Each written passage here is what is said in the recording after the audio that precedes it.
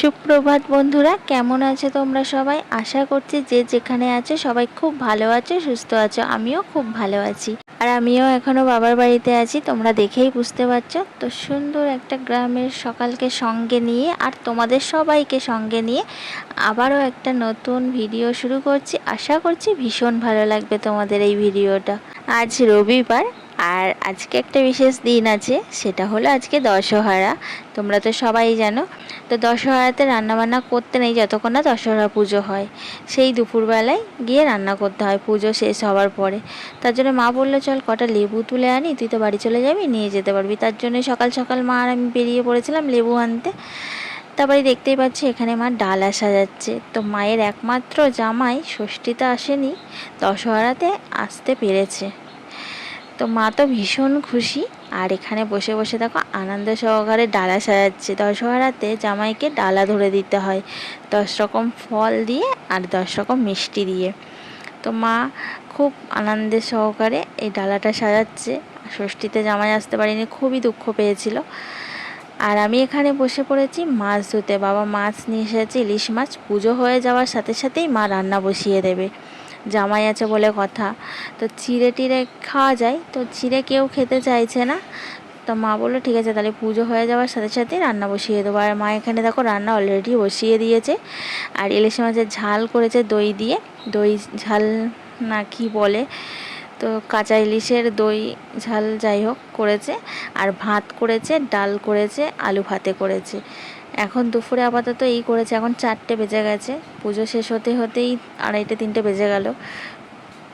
তো এই দিয়েই সবাই এখন খাওয়া দাওয়া করে নিলাম। নিয়ে রাত্রিবেলা মা মাটন করেছিল জামাইয়ের জন্য। তারপরের দিন সকালবেলায় এই যে বসে পড়েছি কচু শাক কাটতে। তো সেই ইলিশ মাছ এনেছিল আগের দিন, সেই ইলিশ মাছের মাথাগুলো মা রেখে দিয়েছিল পাশে কাকির বাড়ির ফ্রিজে। সেই মাথাগুলো দিয়ে কচু শাকটা রান্না করা হবে।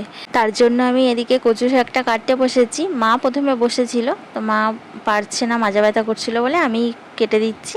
আর একমাত্র জামাই বাড়ির, সে নারকেল ঝুড়ে দিচ্ছে।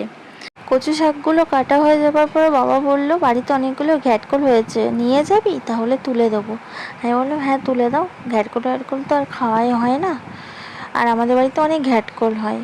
তো মা রান্না করে না কাটার ভয়তে, কাটতে অনেক ঝামেলা। আর এই ছোটো ছোটো কাটতে কাটতে না অনেক সময় লেগে যায়, তার জন্য মা রান্না করতে চায় না। তো এই দেখো কত ঘ্যাটকল হয়েছে।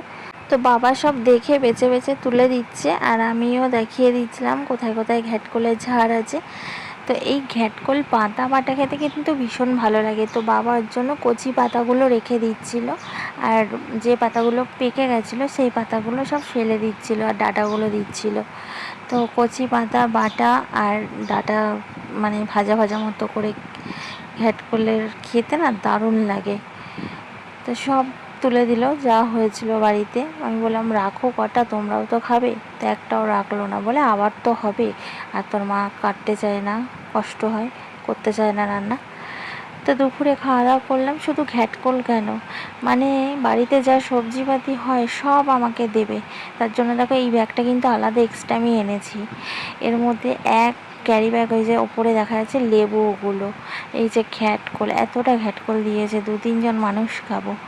কুমড়ো শাক দিয়েছে, কুমড়ো দিয়েছে, ছাদে অনেক কুমড়ো হয়েছে, তার থেকে একটা কুমড়ো দিয়েছে, আবার মোচা দিয়েছে। তো এই ব্যাগটা পুরো ভর্তি দেখো জিনিসে। যখনই যাই ব্যাগ ভর্তি করে করে সবজিপাতি নিয়ে আসি। ওদিকে তো কিনতে হয় না, সব বাড়িতেই বাবা গাছে লাগিয়েছে, সেখান থেকেই দিয়ে দেয়। তো প্রত্যেকবারই নিয়ে আসি, কিন্তু একটু কষ্ট হয় আনতে, অনেকটা দূর তো, ট্রেন, তারপরে 2-3টে গাড়ি পাল্টাতে হয়, তো আনতে একটু কষ্ট হয়। আর বরমশাই রয়েছে, তো বরমশাই থাকলে কী হবে, ও বইতে চাইবে না, সব কিছু আমাকেই বইতে হবে। খুব কম হয়তো একটু নিল, যখন একদমই পাচ্ছি না। তো দেখো সবাই আমাকে কি দেবে কি দেবে না তার জন্যই তোড়জোড় চলছে। তো রেডি হয়ে এসে চলে এসেছি রাস্তায়, বসে আছি। আজকে রাস্তায় এসে শুনি যে ঈদের জন্য যে গাড়িতে করে আমরা ডাইরেক্ট স্টেশনে যাই সেই গাড়িটা চলছে না। আজকে যে ঈদ কারোরই মাথায় ছিল না আমাদের। তো টোটো একটা রিজার্ভ করলাম, তো অনেক ভাড়া চাইছে, মানে অসম্ভব ভাড়া চাইছে। সেই টোটোটাকে ছেড়ে দিয়ে আরেকটা টোটোওয়ালা এলো, তো সে ঠিকঠাক ভাড়া বললো, মানে রুট ছাড়া 5 টাকা করে বেশি। তো ঠিক আছে, ওরকম হলে দেওয়া যায়। চলে এলাম স্টেশনে, এসে টিকিটটা কেটে নিলাম, নিয়ে বসলাম। 6টার ট্রেনটা পেয়ে যাব, কোনো চিন্তা নেই। তো চলো আজকের ভিডিওটা এখানে শেষ করছি। যদি ভালো লাগে লাইক করে দিও, কমেন্টস করে জানিও কেমন লাগলো আমার ভিডিওটা। আর চ্যানেলটা সাবস্ক্রাইব করে আমার পাশে থেকো তোমরা সবাই। সবাই সুস্থ থেকো, টাটা।